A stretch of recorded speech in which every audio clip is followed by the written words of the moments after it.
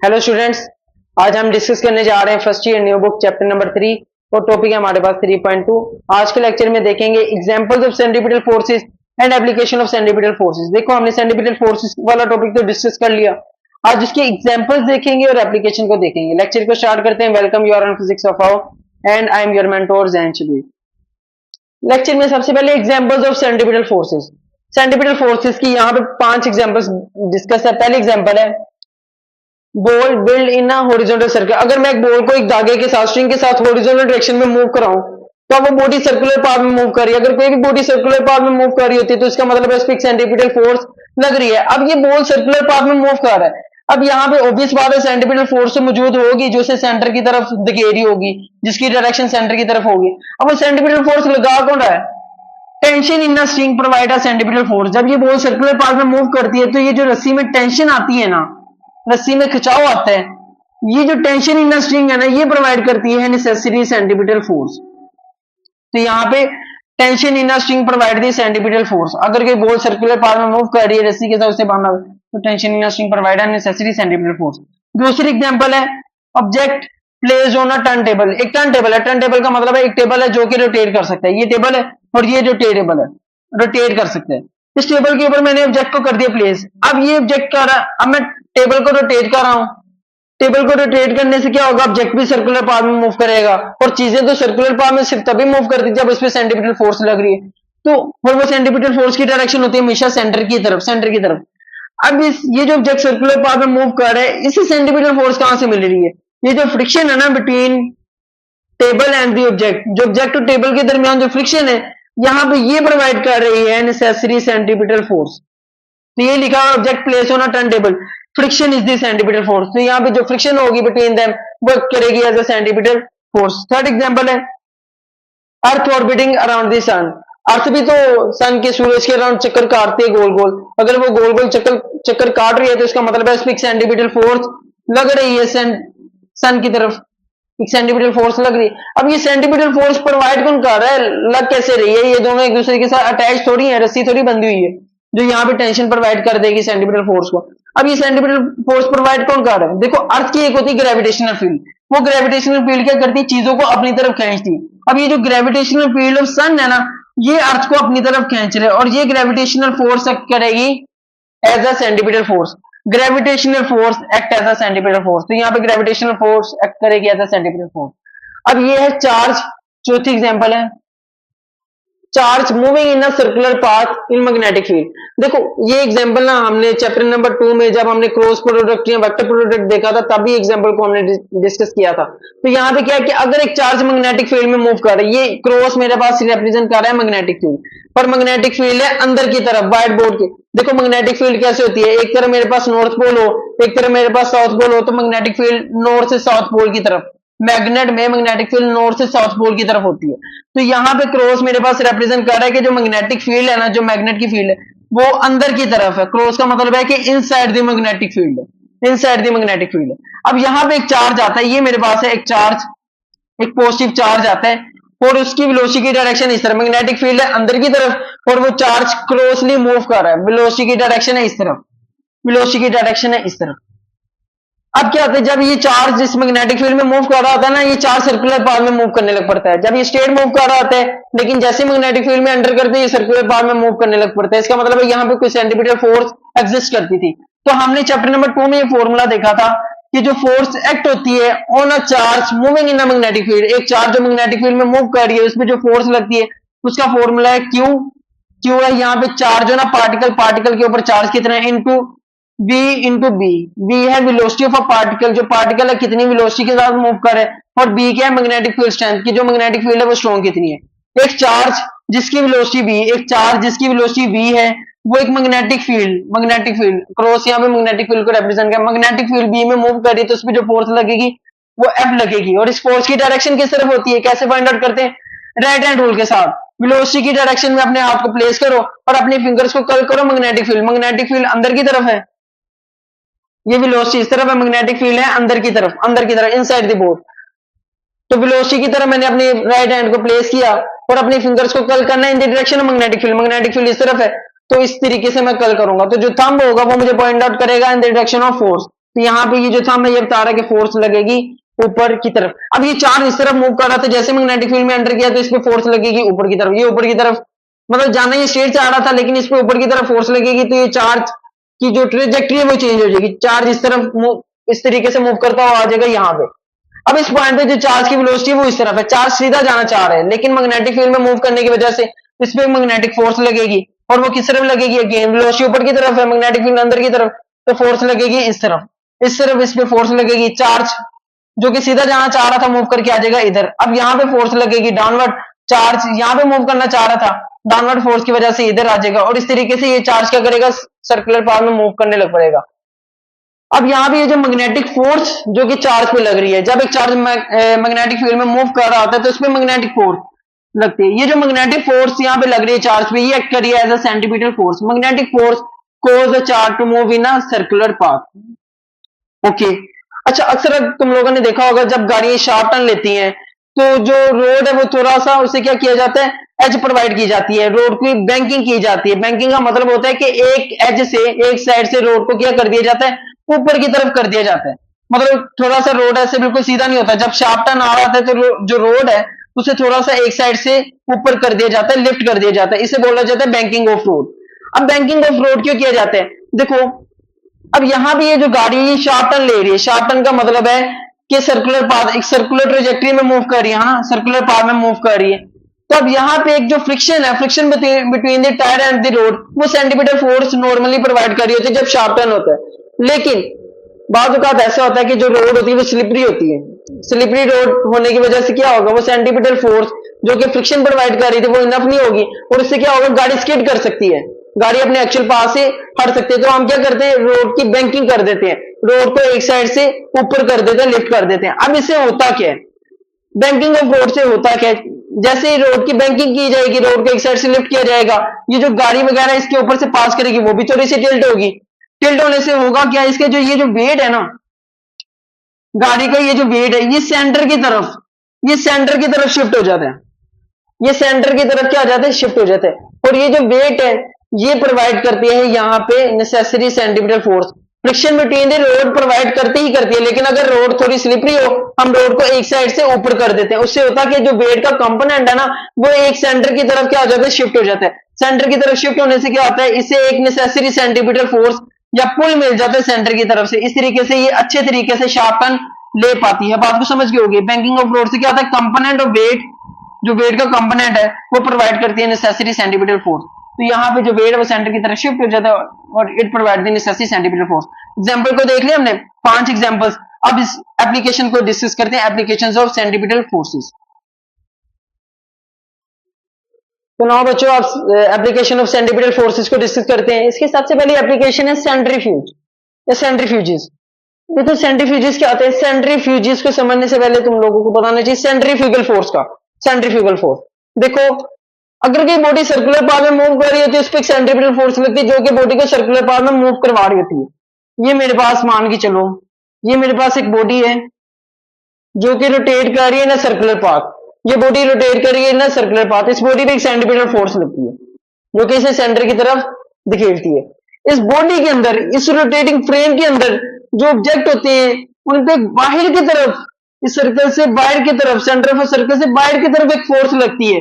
जो object inside the rotating frame होते हैं इन पे बाहर की तरफ एक फोर्स लगती है, इसे बोला जाता है सेंट्रीफ्यूगल फोर्स। सेंट्रीफ्यूगल फोर्स देखो, सेंट्रीफ्यूगल फोर्स, सेंट्रीफ्यूगल फोर्स वो फोर्स है जो फ्रेम, ये मेरे पास बॉडी रोटेट कर रही है ना, इस रोटेटिंग बॉडी के अंदर जितने भी ऑब्जेक्ट होंगे, जितने भी पार्टिकल्स होंगे उन पे बाहर की तरफ एक फोर्स लगेगी, बाहर की तरफ। उस फोर्स को मैं बोलूंगा सेंट्रीफ्यूगल फोर्स। अगर सेंट्रीपिटल को सीपी के साथ रिप्रेजेंट कर देता हूं तो सेंट्रीफ्यूगल सी एफ के साथ मैं रिप्रेजेंट कर रहा हूं सेंट्रीफ्यूगल फोर्स। सेंट्रीफ्यूगल फोर्स वो फोर्स है जो कि एक्ट होती है on a particles on object in rotating frame. Rotating frame के अंदर जो ऑब्जेक्ट्स या पार्टिकल होते हैं उन पे जो फोर्स लगती है बाहर की तरफ उसे बोला जाता है सेंट्रीफ्यूगल फोर्स। अच्छा, ये जो सेंट्रीफ्यूगल फोर्स होती है ना इसे सूडो फोर्स भी बोला जाता है, सूडो फोर्स, या इसका दूसरा नाम है इनर्शियल फोर्स। देखो ये जो सेंट्रीफ्यूगल फोर्स होती है ना, सेंट्रीपिटल फोर्स एक रियल फोर्स है जो कि एक रोटेटिंग बॉडी के ऊपर लग रही होती है, लेकिन ये जो सेंट्रीफ्यूगल फोर्स है ना, ये रियल फोर्स नहीं है बल्कि सूडो फोर्स है। सूडो फोर्स का मतलब होता है झूठी फोर्स है, मतलब वर्चुअल फोर्स है। ये सेंट्रीफ्यूगल फोर्स बस एक इल्यूजन होता है कि जो बॉडी इस रोटेटिंग फ्रेम के अंदर होती है ना, उसे लग रहा होता है कि उस पर एक बाहर की तरफ फोर्स लग रही है, लेकिन उस पर कोई बाहर की तरफ फोर्स ही नहीं लग रही होती। ये बस एक इल्यूजन होता है जो कि ऑब्जर्व करता है वो वाली बॉडी जो कि रोटेटिंग फ्रेम के अंदर होती है। सिर्फ वही वाली बॉडी इसे ऑब्जर्व कर पाएगी जो कि रोटेटिंग फ्रेम के अंदर होती है, लेकिन एक्चुअल में ये होती है इनर्शियल फोर्स। इसे इनर्शियल फोर्स बोला जाता है। कैसे, मैं भी एक्सप्लेन करता हूं इसे।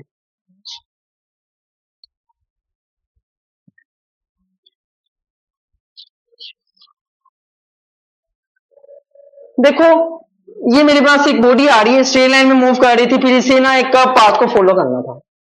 एग्जाम्पल है, ये बॉडी है, स्ट्रेट लाइन में मूव कर रही थी, इसमें एक बैठा एक पर्सन भी है, इसमें पर्सन भी बैठा हुआ। ये बॉडी अभी स्ट्रेट लाइन में मूव कर रही है, तो पर्सन भी स्ट्रेट लाइन में मूव कर रहा है। पर्सन की वेलोसिटी और बॉडी की वेलोसिटी पैरेलल है, सेम ही लाइन में मूव कर रही है। अब क्या होता है, ये गाड़ी आती है यहाँ पे।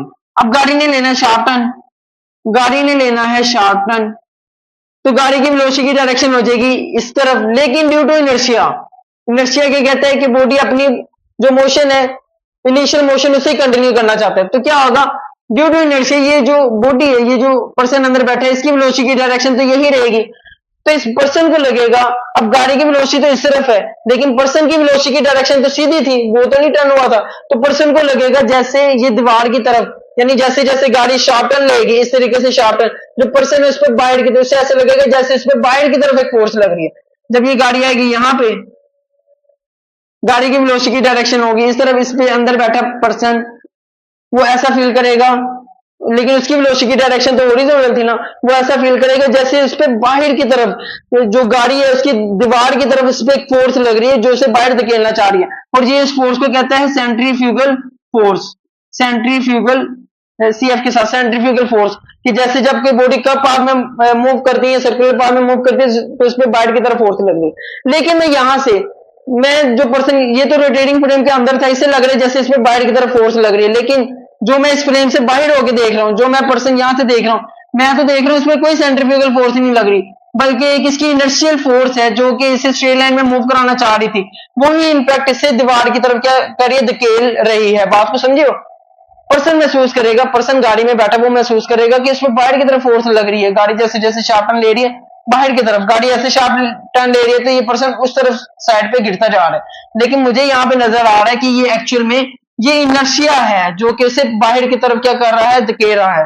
तो सेंट्रीफ्यूगल फोर्स को इनर्शियल फोर्स भी, रियल में इनर्शियल फोर्स भी बोला जाता है। और ये फोर्स की एग्जिस्ट नहीं करती, सेंट्रीफ्यूगल फोर्स की ऐसी फोर्स नहीं है जो कि बॉडी पे लग रही है, बस ये इल्यूजन होते हैं जो कि अंदर बैठे पर्सन को फील हो रहा होता है कि मुझ पे बाहर की तरफ क्या लग रही है, फोर्स। ओके, इसी वजह से इसे सूडो फोर्स भी बोल दिया जाता है। अच्छा देखो, यही वाली बात थी ना, ये बॉडी थी सर्कुलर पाथ में मूव कर रही थी, तो इसमें एक सेंट्रीपिटल फोर्स लगती है, सेंट्रीपिटल। इसमें जो ऑब्जेक्ट होगा, इस रोटेटिंग फ्रेम के अंदर जो ऑब्जेक्ट होगा उसमें एक सेंट्रीफ्यूगल फोर्स लगेगी। अब भाई न्यूटन थर्ड लॉ, न्यूटन का थर्ड लॉ क्या कहता है, action and reaction are always equal but opposite in direction. अगर मैं सेंट्रीफ्यूगल फोर्स को सेंट्रीपिटल फोर्स का रिएक्शन समझ लूं, तो सेंट्रीपिटल फोर्स और सेंट्रीफ्यूगल फोर्स तो मेरे पास बराबर होंगे, है ना। अगर ये एक्शन है तो ये रिएक्शन है, तो न्यूटन का थर्ड लॉ कहता है एक्शन और रिएक्शन तो बराबर होंगे, एक्शन और रिएक्शन बराबर होंगे। और सेंट्रीपिटल फोर्स का भी हमने फॉर्मूला देखा, m v square upon r, तो सेंट्रीफ्यूगल फोर्स का भी यही फॉर्मूला होगा, m v square upon r. Centrifugal force, कितनी सेंट्रीफ्यूगल फोर्स लगेगी, एक रोटेटिंग फ्रेम के अंदर जो ऑब्जेक्ट होगा तो उस पर इतनी सेंट्रीफ्यूगल फोर्स वो फील कर सकता है। अच्छा, यहाँ पे जिसका मैच ज्यादा उस पर सेंट्रीफ्यूगल फोर्स भी ज्यादा लगेगी, मतलब वो ज्यादा उसे दीवार की तरफ या बाहर की तरफ धकेलेगी जिसका मैच ज्यादा होगा। अब सेंट्रीफ्यूजेस की तरफ आ जाते हैं। सेंट्रीफ्यूजेस ये ऑपरेट करते हैं सेंट्रीफ्यूगल वाले प्रिंसिपल पे। अब ये सेंट्रीफ्यूजेस डिवाइस होती है जो कि डेंसर, ऐसे पार्टिकल जिनका मैस ज्यादा है, डेंसर पार्टिकल्स, और ऐसे पार्टिकल जिनका मैस कम है, डेंसर और लाइटर पार्टिकल्स को एक दूसरे से सेपरेट करती है। अगर मेरे पास एक अगर मेरे पास एक मिक्सचर है, मिक्सचर में डेंसर पार्टिकल भी है और लाइटर पार्टिकल भी है, तो सेंट्रीफ्यूज क्या करता है, डेंसर पार्टिकल को सेपरेट और लाइटर पार्टिकल को सेपरेट कर देता है। कैसे, ये मेरे पास एक टेस्ट ट्यूब है, टेस्ट ट्यूब में मेरे पास इनिशियली मिक्सचर है डेंसर और लाइटर पार्टिकल्स का मिक्सचर है। मैं क्या करता हूं, टेस्ट ट्यूब को इन दो होल्डर्स के साथ क्लैम्प कर देता हूँ। ये टेस्ट ट्यूब को मैंने कर दिया क्लैम्प और इसे मैं करवाता हूँ रोटेट, बड़ी हाई स्पीड से करवाता हूँ रोटेट। अब ये टेस्ट ट्यूब के अंदर जो पार्टिकल्स होंगे, जो ऑब्जेक्ट होंगे, उन्हें फील होगा एक बाहर की तरफ फोर्स, सेंट्रीफ्यूगल फोर्स को वो क्या करेंगे, फील करेंगे। जो ऑब्जेक्ट इनर जो ऑब्जेक्ट इनर रोटेटिंग फ्रेम होते हैं, उन पे बाहर की तरफ वो एक फोर्स को फील करते हैं जिन्हें सेंट्रीफ्यूगल फोर्स बोला जाता है।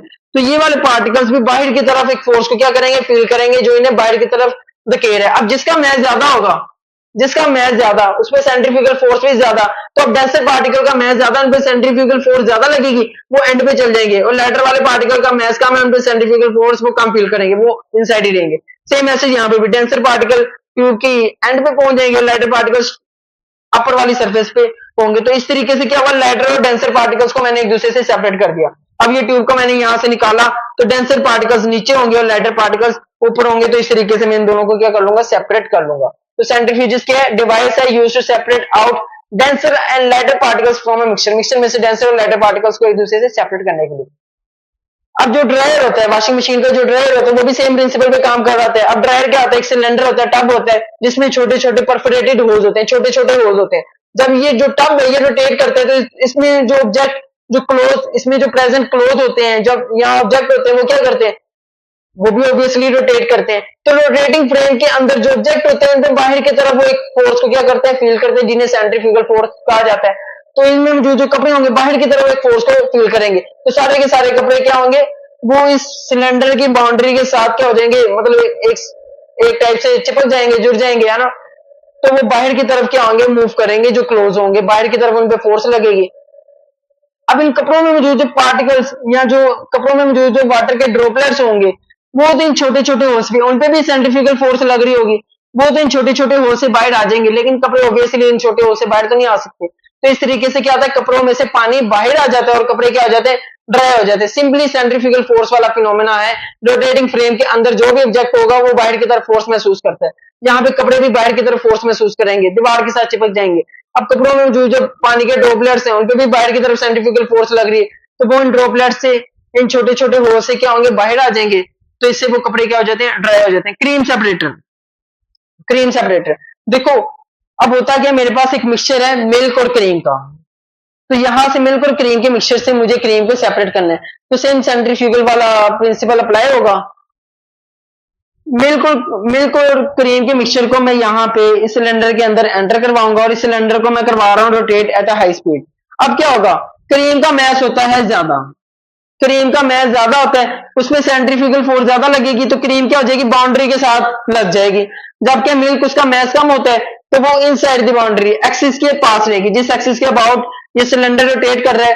तो जिसका मैस कम है, लेटर पार्टिकल एक्सिस के पास होते हैं, जबकि डेंसर पार्टिकल एक्सिस से अवे होते हैं।